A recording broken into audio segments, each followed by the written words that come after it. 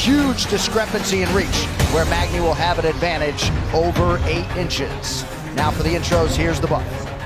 Ladies and gentlemen, this fight is 3 rounds in the UFC welterweight division. Introducing first, fighting out of the blue corner, a mixed martial artist holding a professional record. 17 wins, 5 losses. He stands 6 feet tall, weighing in at 171 pounds. Fighting out of Beijing, China, Li the Leash景亮.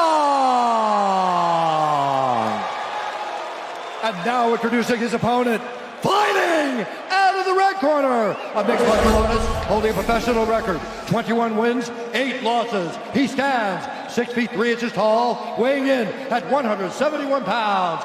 Fighting out of Denver, Colorado, Neil Magny.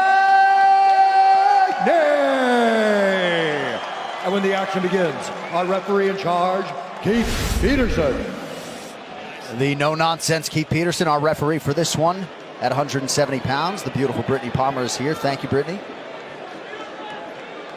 Neil Magny, UFC start number 21, 14 UFC wins to his credit. See how it goes for him here tonight. Tonight's Fight Clock brought to you by Modelo, brewed for those with a fighting spirit. Magny is in white, Li Jingliang is in red.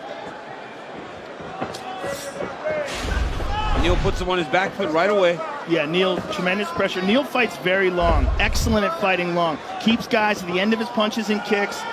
And again, has tremendous volume and cardio. Really known for his work ethic and his endurance inside the octagon. You can't outwork Neil Magny. We talked about Neil Magny being a talented fighter, a guy that's seen everything. I mean, this is the guy that has a win over Kelvin Gastelum. Yeah. I mean, he's beaten Kelvin Gastelum. We know how tough Kelvin Gastelum is. Well, look at the wins list. Johnny Hendricks, Carlos Condit. I mean, Yeah, Joe set up crazy. Eric Silva. On and on it goes. Had 5 wins in 2014, tying Roger Huerta for the most in a calendar year. Then went and fought 5 more times in 2015. And stopped Hector Lombard when Hector Lombard was knocking people into other dimensions. And he says that he wants to get back to that, right? Now that he's back fighting, he wants to get back to being active.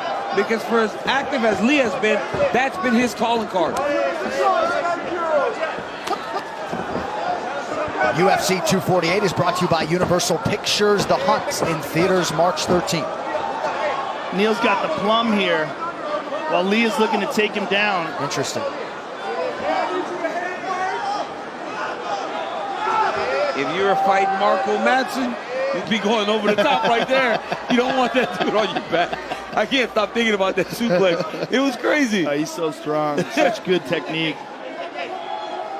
And Lee is trying very, very hard, using a lot of energy here, trying to drag Neil Magny to the ground, and he gets it. Neil right back up to his feet, though.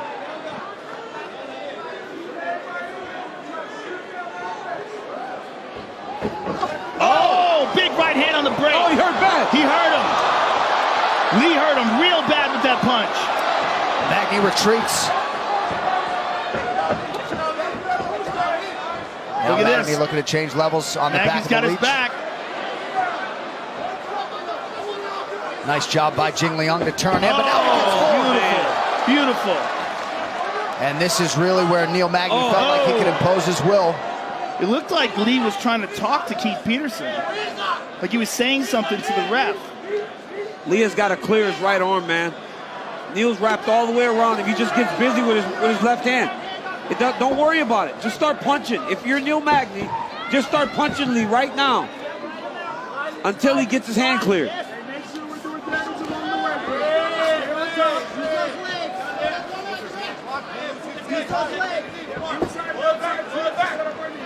Just over 2 minutes here in what has been a competitive first round.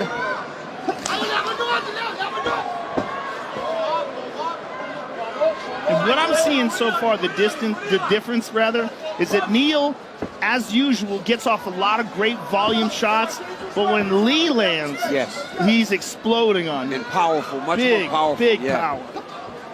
The Leech looking over to that China top team corner. Zhang Tietren among those in the corner, the first Chinese person to get to the UFC several years ago.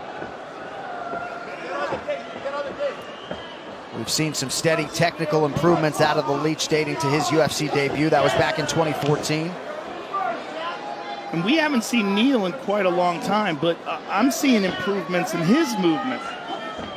I'm liking these knees to the body here. Oh, that was a big one. On cue. I'm liking the way he's mixing up his strikes too, and he's hiding his kicks with his punches and his knees with his punches. Leech struggling real hard for a takedown here. And he gets it. Neil Magny holding on to the right wrist, and Lee gets it free. And oh, look at that. Neil pushes him right off. Very nice. All right, so a couple takedowns in the round for the Leech. Didn't do anything with that one. Less than 40 seconds now to go in this opening round. Didn't do anything with him, but they've got to score. If Neil doesn't overwhelm him with volume strikes. Oh, nice. Bully. Oh. Beautiful job by Magny. That's what I'm talking about, how he's mixing things up so well. Look at that jab. Beautiful jab by Magny. And then he landed that walking knee right as he had the Leech backed up against the side of the octagon. Oh, popping that jab at him. Magny's fighting beautifully behind that jab right now. Yeah, beautiful movement.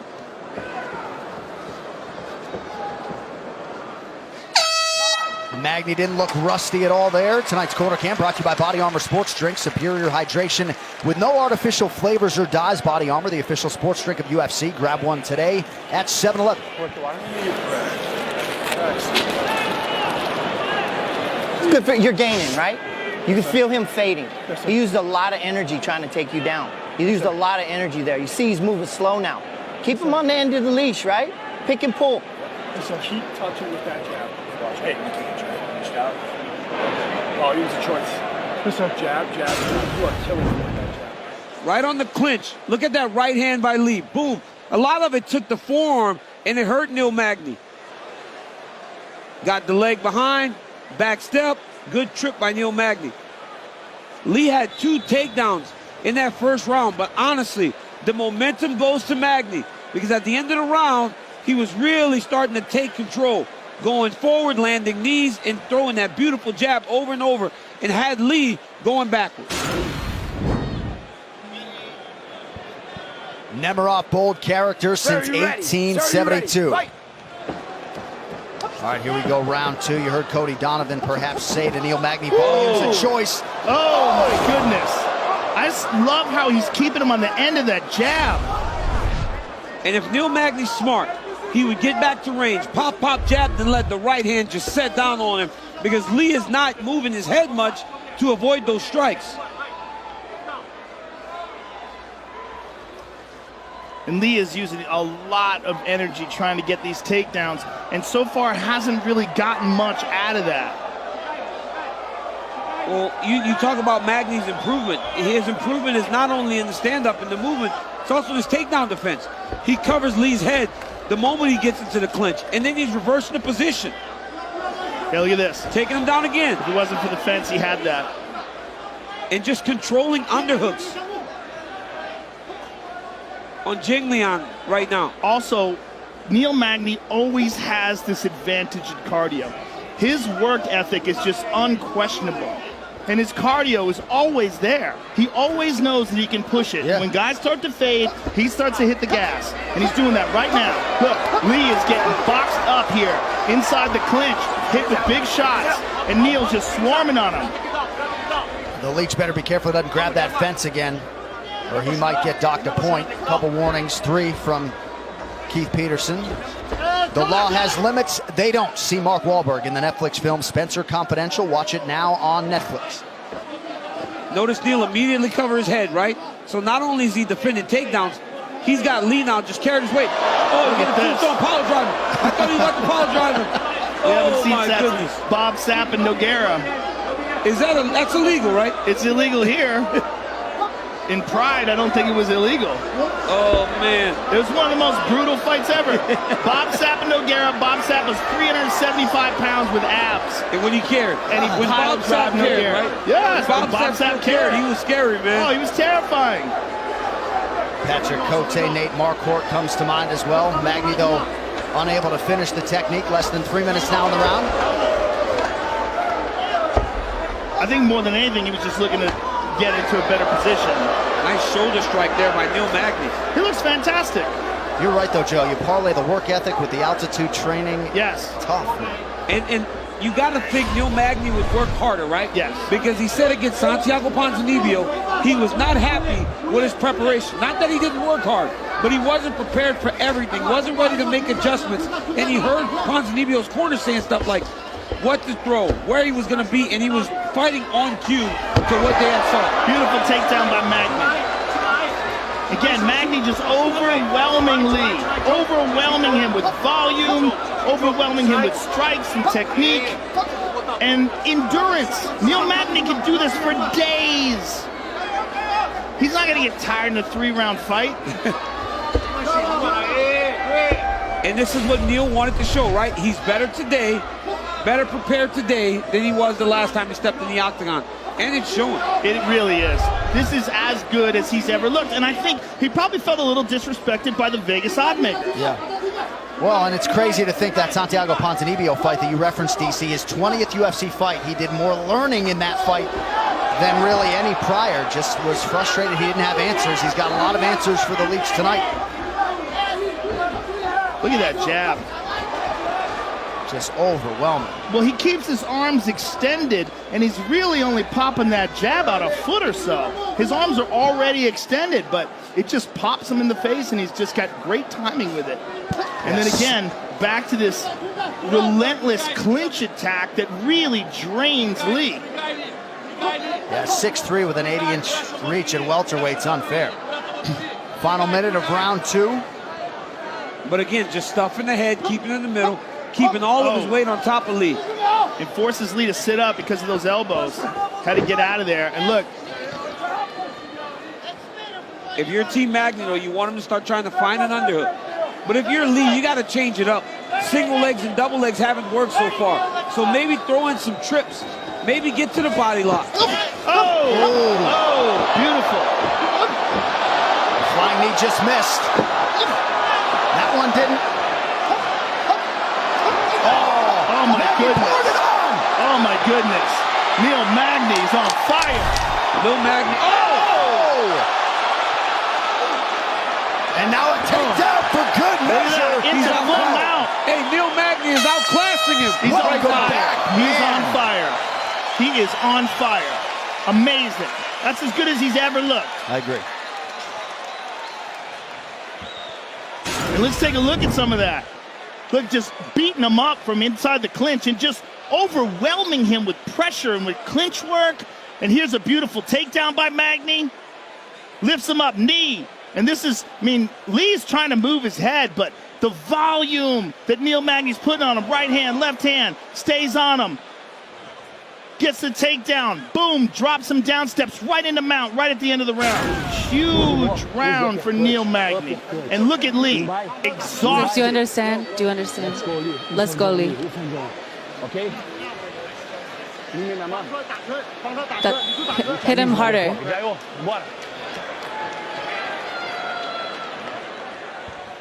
Round 3 is brought to you by P3, the official protein snack of UFC. When we sat down with Magny on Thursday, he was jumping out of his skin with excitement, and I think it dovetails with the effort you're seeing here tonight. He was just so excited to channel that layoff into a good result tonight, and he's putting it all together. And look at him, he's bouncing on his toes before the beginning of the 3rd round, whereas Lee is, you know, I mean, he's fighting his heart out, no doubt about it, but he's being outworked and outclassed here.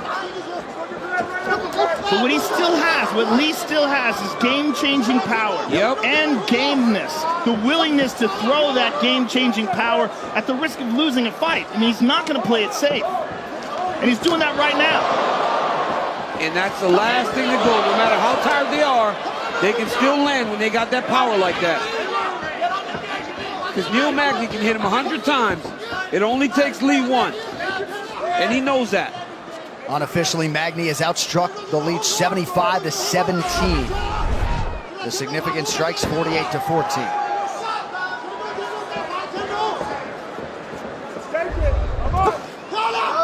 You look at Lee now. Now he's the one going forward. And that's what he has to do. He's got to get Neil Magny fighting going backwards. That jab is so pretty. 8.5 inches the difference in reach, as we highlighted off the top. Oh.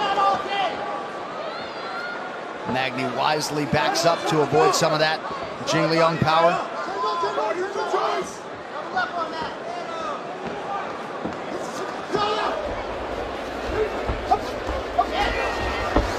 Good level change from Magny. He's got to get his hands locked. Couldn't get it. Nice job by Lee, facing his underhook, circling towards it, moving and changing the position. Now he's got Magny's back. Magny needs to try to fight the hands, fight the lock, and try to get his hip out.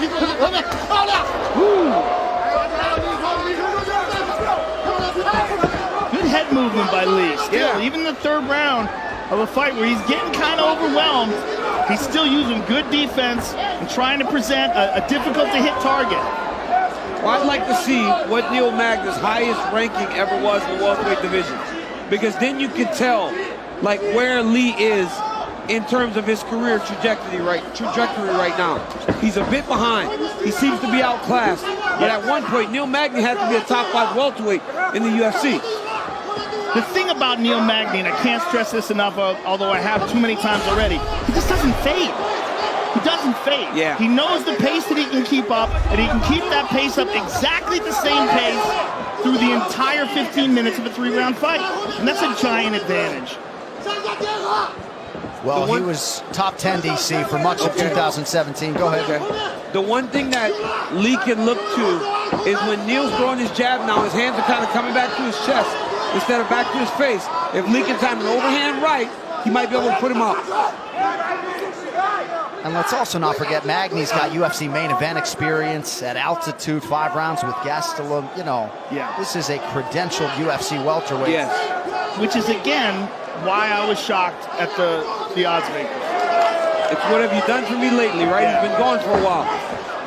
Sometimes I want those guys, just call me, man. I don't think you're looking at this one right. Well, ultimately, they're trying to get action on both sides of the fight, and Klein didn't move too much.